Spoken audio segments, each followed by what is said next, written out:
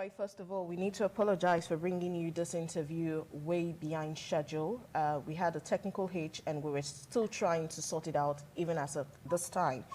But we have someone on the line that will be joining us on the discussion segment on Business Rendezvous this morning.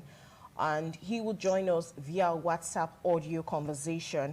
I'm talking about Dr. John Isemede, FIX. He is a public and private sector trade expert and also the immediate past DG CEO of the Apex Chamber of Commerce in Nigeria, a member of the Institute of Export and Shipping Management, Ghana, and a fellow in Nigeria, is joining us from Lagos this morning on the topic economic impact of reopening the land borders. Dr. John Isemede, good morning. Can you hear me? Yes, I can hear you. Good morning, our listeners. Barka di Salah to our Muslim brothers. Yeah, let me respond on your behalf. Same to you. It's such a delight to have you join us today. Okay, so we're talking about the economic impact of reopening our land borders, and we'll start with you providing us an overview. Can you provide us an overview of the current situation with Nigeria's closed border, particularly focusing on the Semo border? All right, thank you very much. I was present the very day that Semo border was opened, July 1977. Prior to that, it was from Lagos to Idiroko, from Lagos to Usango, Idiroko. People from Badagry will join from Akbara down to Owode, Idiroko, Igolo, Kutonu. The situation is that from 1983 to the present to 2020, I suffer 5 border closure. It's like going to Cotonou this morning to see French salad. The next thing you hear, border is closed. Nigeria was able to do all that because certain reasons where we claim we are the giant of Africa. And first and foremost, you have to realize there are a lot of agreements signed, which is the ECOWAS free movement of goods and services, the Bamako Convention of Free Movement and Transit of 1991, and the WTO 1995 on trade facilitation. When the border was closed, the loss to the Nigerian economy was enormous. If, for instance, if I'm on air watching Nigerians and all that, I will be able to display some figures and documents in the sense that borders are imaginary line put on paper or map by they were done by colonial masters. If we have to go back to the Ballet Conference of 84-85, then politicians and countries.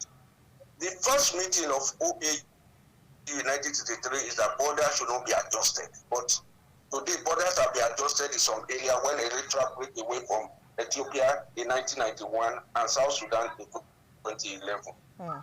So when you now say border closed, the first thing in Nigeria is that a lot of Nigeria don't even know the type of borders we have, even government officials. There are 6 types of borders in the world. One is the one you call borderless the first one, which is during wars and all that, you now say militarized or demilitarized border. You can close such border. Then the second one is the one you call free border, which like the one you have in Europe. It does not mean that they are borderless or free. The only thing is that they be reduced to mere Boston, but they have figure and data to trace somebody from Germany, which today is in France. Once we signed in ECOWAS, which Nigerians don't even understand, it's just a simple border. That is why I don't need a visa into Cameroon, which is not part of ECOWAS, to Chad. I can move into Cotonou. But if you don't see me in Ghana, in Kenya, it's not the way you will treat me, because I can wander from one part of the country, because this border are just imaginary lines. Here in Nigeria, we have towns and villages between 2 countries. I can give you from the north to the south. We have a normal border. Going to Kenya, I can stamp in. Then you have hard borders. So the laws guiding going to America, border posts and all that is not the same we signed in the ECOWAS system. Why has it been difficult to manage our border? It's just some people have abandoned their jobs. And most of the agencies have now become revenue generation agencies. The longest border in the world is the border between the United States and Canada, which is 8,891. That is different from the one with Mexico, which is 3,400. But if you look at Nigeria, stretched out, between Nigeria and Benin Republic, we have 773 kilometers. Between Nigeria, you know, two states in Kebbi State has border with Benin and Niger Republic. From there to the Chad region, you have 1,500 kilometers. Then Chad is just a small street, which is 87. Down to Bakassi from Lake Chad, you are talking of 1,690. Nigeria has a coastline of 853 kilometers. Okay. When the border was closed, what was the deal? And they said smuggling. What is smuggling? The Benin policy on trade is different from Nigeria. They have their foreign policy. We have our foreign policy. No country is smaller when it comes to United Nations. The border closure has inflicted a lot of problems on Nigeria. First and foremost is hunger. Because when you say free movement of goods and services, unprocessed goods like rice and other, but if they are produced in Benin, pineapple, vegetables and all that can circulate freely. That's what we call beggar thy neighbor. Whatever you do to me, I will team up with my own friend. These are friend countries surrounding us. What has led to the suffocation of the economy? A country that has no national carrier, Nigeria, we are still waiting. Shipping line, they were all liquidated in 1987. The only hope we had was after we're looking at the ECOWAS and the African Continental Free Trade was just the simple using the border to engage. But when they closed the border, a lot of private sectors and all that suffered. In the sense that they were existing SEs, businesses across borders, government just unilaterally closed border. It took me more than 2 years begging and crying because there is nowhere in the world where government does not listen to sensible suggestions. After the border closure, what did we see? Has anything changed apart from high interest rate, apart from no food, apart from devaluation of the naira and all that? What did we achieve? If you now say we are using Benin for cars using cement, the question we should ask ourselves, Benin Republic has a coastline of 140 kilometers, which is not the equivalent to that of Delta State or Belgium. Nigeria has a coastline of 853 kilometers. The port in Benin Republic is serving 8 countries because you have a transit agreement with Niger that we are unable to, with Chad and all that. Okay, Dr. Senator. The question to ask ourselves, why are the MDAs, why are we not doing that Nigeria has to go and use a port in Benin that is not as big as from Ring Road to Baptist Primary School along Mission Road, or area 1 to the National Stadium in Abuja? These are the questions we should ask ourselves. Okay, but hold on. If you can hear me. Benin policy is that you cannot take out of the port. There seem to be a lot of advantages of reopening the border. But when the border was closed earlier, the reasons that were given was to encourage made in Nigeria goods, to reduce smuggling, and to also deal with terrorism. And now we've had more issues about terrorism than maybe before by some people's judgment. But don't you think that something needs to be done to deal with this if we're reopening this border? If the borders are closed and we're having this issue, what will happen when we open the borders, the land borders? Can you hear me? Let me tell you, it is a sin to close border. It is a sin even to God to close border because borders are imaginary lines. Some of us have worked around these countries. We had our children there in the primary and secondary school. Do you know Nigeria has schools in Benin Republic, not even universities? Then secondly, when you say you are closing border, why and then did you sign the ECOWAS agreement? When the border was closed against me in 2000, I think it was early 2000 in Benin. The chairman of ECOWAS that time was J.J. Rowley. I went to Ghana and said I want to take ECOWAS and the government to court because on my fundamental human right, there was no law. That was why Raleigh and people like myself, we put heads together and came with the ECOWAS Parliament and ECOWAS Court. We were able to, we survived when we closed the border because we have good neighbors. There's no reason why other countries could have not taken us to court based on the ECOWAS agreement we signed and contrary to the WTO agreement on trade facilitation. It was difficult because it was based on trade, not on human rights. But if you look at that one we just signed and ratified under the African Continental Free Trade, if you close your border today, you will run into problem. When you talk of security, the 4 countries bordering you, they are French speaking. They have military pact with France. I don't want to go to 1961 when Patrice Lumumba was killed, when we could not help. But the only thing is that in 2016, we followed President Jonathan to France to go and negotiate on security concerning, because I was the head of the private sector. And Nigeria was losing businesses to the tune of 60%. If all these things are working in favor of Nigeria and we have the structure, do you think that inter-African trade, inter-ECOWAS trade will just be only 5%? African trade will just only be 18%? Even if you open the border, have we not had security people? This is a country. Between Mile 2 and Seme, how many checkpoints? You have over 26 different agencies. The only agent or agency and all that you don't see along that corridor is just the correctional, what you call them, the old prison. Is the government not get security report? Because closing border has still businesses in Nigeria.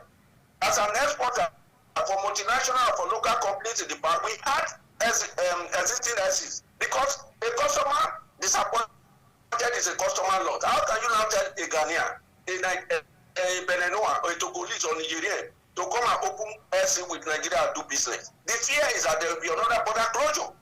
And you cannot tell him to close down his businesses. These are some of the things we should look at. What is Nigeria foreign policy? Our foreign policy is not tied to trade. That's why Ghanaians can close and tell Nigerians you cannot do ABCD in the market, and there's nothing to hold on to.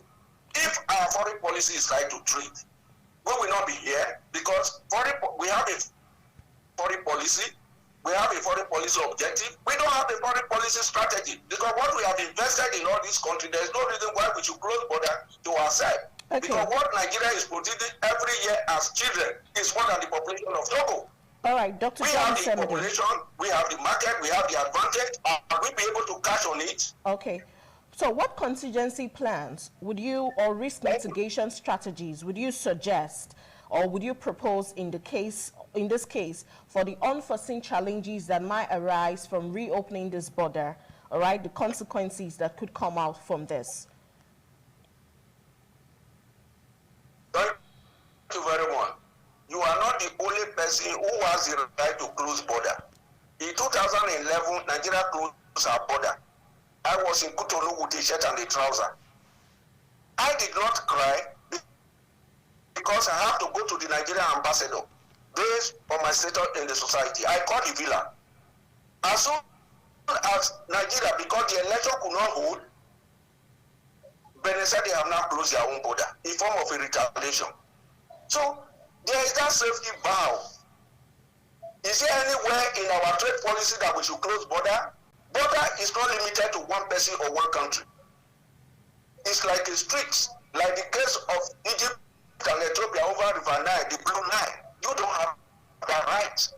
Because we have to assure our neighbors that business has to go on based on the agreement. Look at a country of 853 coastline. Benin has a coastline of 140 with a port. That is the only port. There's no port in Port Novo, no port in Grand Popo, no port in Ouidah. Serving 8 countries. What is happening in Apapa? What has happened into about 4 or 5 ports in Delta? What has happened to the one in Port Harcourt and the EPZ and the Calabar? So these are the issues that we should not blame external enemy on our own local problem. You are talking of smuggling. When you now talk of smuggling, is it car you can move across border without people seeing? Is it a petrol tanker? The question we should ask ourselves, what of those who are employed, appointed, who is checking them? So if Benin has a policy of circulating goods within their own country, if they throw it through the border, who is receiving it here? With all the checkpoints, who is checking? It's called a long-term security report. We should begin to look inward and stop borrowing and production. Yesterday was MES Day. What were we able to present to Africa and to the world? Even now that we have signed the African Continental Free Trade, which product have we developed? Which market? Which research? Information? Where is the template? So for us now to be safe under this condition is to tax our ambassador in line with Vienna Convention of 1963. Okay, Dr. John Every ambassador is a marketing manager. When I was the DG of Nasima, the India High Commissioner came here, came to my office. You can never catch him. Today is the Ministry of Agri. Tomorrow is in the Finance.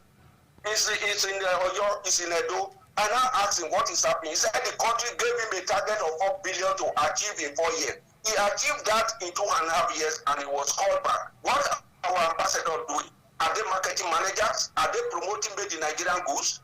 So these are the things that when we close border because we can borrow money from those who are producing. We close border, we have MDAs. We have ministers who have no target. If they have target, we will be able to compare how we have failed for these few years that the border was closed. All right, Dr. John Semide has been on this conversation with us about reopening, the impacts, economic impact of reopening our land borders.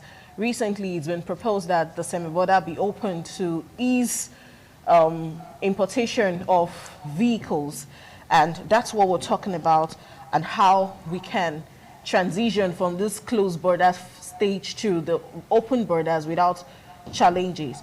So, Dr. John Semide, we're talking about plans and suggestions you could give to governments and others before, as we're opening the borders, to ensure that Nigerians will not be dealing with too much losses based on the made in Nigeria goods, and security issues, smuggling can also be dealt with. All right, so what stakeholders would you suggest, on the final note, what stakeholders would you suggest that should be on board to deal with all of those challenges that people are raising? These are no challenges. Just we don't have data and infrastructure. I can name the borders in the west with Benin, with Niger and all that. 20 out of the 36 states plus Abuja, 20 states in Nigeria have border with the 4 countries there. Borno State has 3 countries, Cameroon, Niger and Chad. And 8 countries at the littoral level that is bordering the sea. Seme is not the only thing. Even if you visit Seme, I've slept in Seme several times on research. Based on the African Union Agreement, is from Dakar in Senegal through Seme to Mombasa in Kenya. The question again, our observation, must we use Benin Republic, a port that is not up to 2 kilometers? Secondly, Nigeria is a littoral state. You see, if we cannot produce petroleum product or refine, we should not be able to man our borders or to use our ports, invest heavily in cocoa, burutu, focados, calabar, and all that. Same is not the only port. It's not the only border post.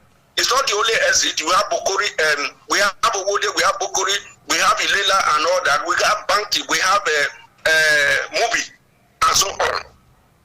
Another question we should ask ourselves is that the loss, how are we going to turn the tide in this sense that vehicle import into Nigeria is not what I'm going to discuss now, because there's that possibility that if we have the infrastructure and the turnaround of a ship like what we see in Singapore, in Germany is few minutes and few hours, we will be able to do it here. What of vehicles coming into Nigeria from other countries?